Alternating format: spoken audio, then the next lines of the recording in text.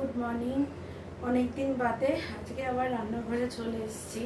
আজকে শরীরটা অনেকটা ভালো, 3-4 দিন তো উঠতে পারিনি, সেভাবে কিছু করতেও পারিনি। তা বাড়ির লোকজন, ছেলে সবাই বলছে যে কিছু একটা স্পেশাল বানাও, স্পেশাল বানাও। তো আজকে কিছু তো একটা স্পেশাল বানাবো। খুব যে শরীর ঠিক হয়েছে তা না, তবে যে পজিশনে ছিল তার থেকে অনেকটা ভালো, অনেকটাই ভালো।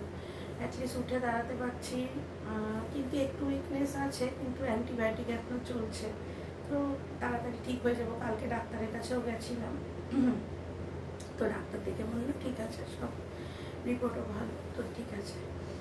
তো যাই হোক, আবার একটা নতুন দিন, নতুন ব্লগ, নতুন গল্প নিয়ে চলে এলাম। তোমরা সবাই কেমন আছো? আজকে রবিবারটা তোমাদের সবার কেমন কাটছে? নর্মালি রবিবার বা শনিবারে আমরা বাড়ি থাকি না, আমরা বাইরে যাই, কিন্তু যেহেতু শরীরটাও খারাপ, আজকে ওই জন্য আর বেরোতে পারিনি, বাইরে যেতে পারি। আজকে ফ্রিজে ছিল ইলিশ মাছ, তাই ভাবলাম আজকে একটু ইলিশ মাছের ভাপা করি। আগের দিন মা যেটা কড়াইয়ে করেছিল বরিশালি ভাপা, ওইটাই অথেন্টিক ওয়েতে আমি আজকে ওই রেসিপিটাই একদম ভাপা করে বানাবো। আসলে এই মাছটাও পদ্মার ইলিশ, অনেক বড় ইলিশ ছিল, প্রায় 3 কিলো ওয়েটের ইলিশ ছিল। সেই জন্য কয়েকটা পিস আমি তুলেই রেখেছিলাম একটু ভাপা করব বলে।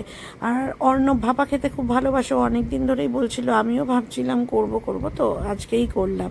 মশলা সব বেটে নিয়েছি, রেসিপিটা এখানে দেখাচ্ছি না ডিটেলসে, একদিন রেসিপিটা শেয়ার করব। মশলা সব বেটে নিয়েছি, এবার দরাজ হাতে একটু সর্ষের তেল দিয়ে দিলাম, নুন, হলুদ, যা যা লাগে। এই ভাপাটা না আমাদের ছোটোবেলায় মা যখন করতো তখন আরও বেশি ভালো লাগতো খেতে, এখন অতটা ভালো লাগে না, জানি না কেন। মায়ের হাতের খেতে আরও ভালো হতো। মা তো শিলে বেটে মশলাটা করে করতো, আমি তো মিক্সিতে মশলা করলাম। তবে এই ভাপা করতে গেলে কিন্তু এই যে মশলাটাকে হাত দিয়েই ভালো করে মেশাতে হবে।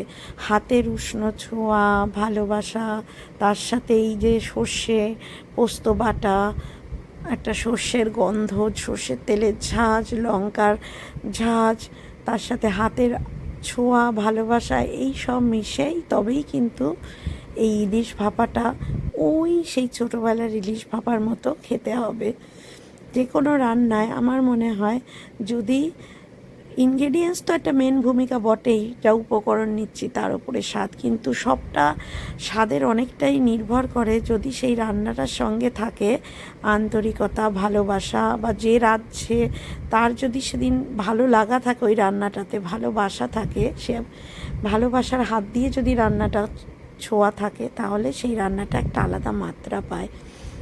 আর যদি তার সাথে সাথে বাড়ির সবাই সেই রান্নাটা খেয়ে ভালো বলে, তাহলে রান্নাটা পরিপূর্ণতা পায়। এটা আমার মনে হয়। তোমরা জানিও তোমাদের কি মনে হয়। যাই হোক, ম্যারিনেট করা হয়ে গেছে, এবার এটা ঢাকা দিয়ে রাখবো, আবার ওপর থেকে ছড়িয়ে দেব সেই যে ঝাঁঝালো সর্ষের তেলের একটা ঝাঁঝালো উষ্ণতা, ভালোবাসা, আর কয়েকটা কাঁচা লঙ্কা। আহা, এই যে গন্ধটা, এই যে কাঁচা সর্ষের তেল, সর্ষে, পোস্ত, কাঁচা লঙ্কার গন্ধ, এখনই মনে হচ্ছে যেন একটা। এই যে জল বসিয়ে দিয়েছি, এবার এটাকে এর ওপরে বসিয়ে দেব, দিয়ে একটা ঢাকা দিয়ে দেবো। ব্যাস, ঢাকা দিয়ে দিলাম। এবার টাইমটা দেখলেই হয়ে যাবে। কদিনেই এত এত পার্সেল এসছে, এবার এগুলো খুলবো, এতদিন খোলার সময়ই পাইনি।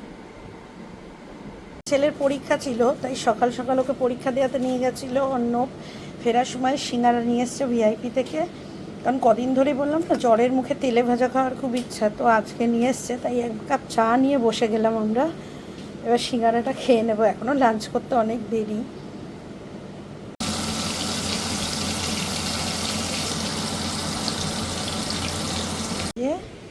ভাপাটা হয়ে গেছে,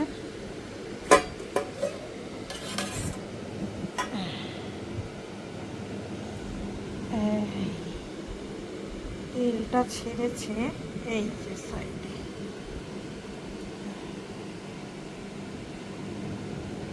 অনেক দিন বাদে ভাপা বানালাম, এবার দেখা যাক খেয়ে কেমন হয়েছে।